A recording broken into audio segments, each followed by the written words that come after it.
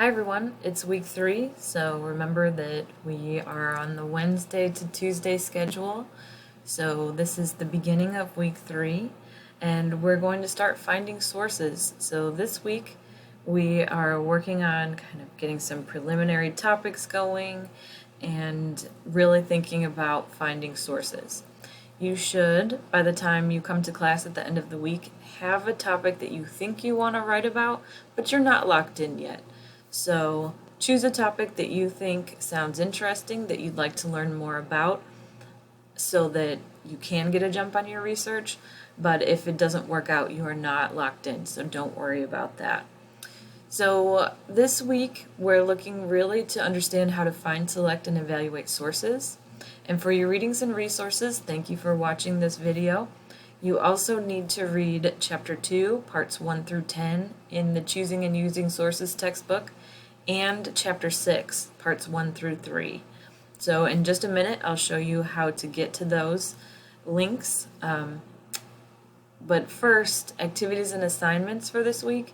So before you come to class, if you would add as many topics about social injustice as you can on the big list of topics Google Doc linked in this week's module, and also choose a preliminary topic and come to class prepared to do some research on that topic. So the big list of topics is for you to kind of help each other out. Remember I said that writing is a collaborative sport, so we're using teams here. In this big list of topics, anything that you can think about is something that someone else might not have thought about, and we're going to help each other out. So all of these big list of topics, anything that's on there is fair game for anybody. But don't worry, people can write about the same topic. You'll all have a different viewpoint. So even if you and someone else are sharing a topic, that's perfectly okay.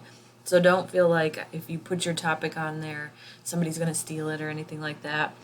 That's not even an issue that we're thinking about right now. So feel free to put all your topics on there, help your classmates out, and even if somebody chooses the one that you also like, it's totally fine.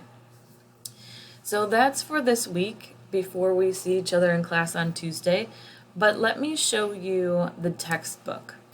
So when you get into the link on the textbook, it's going to take you to the introduction. And then when you see the introduction, you're going to click down on contents.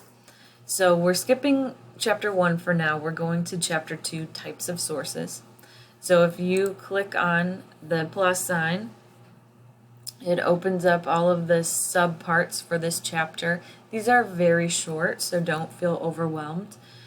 But you have to unfortunately click on each one and click back. I'm not really sure why they have that little design feature, but there it is. So you're going to read the first part about categorizing sources, and look how short it is. It's not even 250 words, I bet.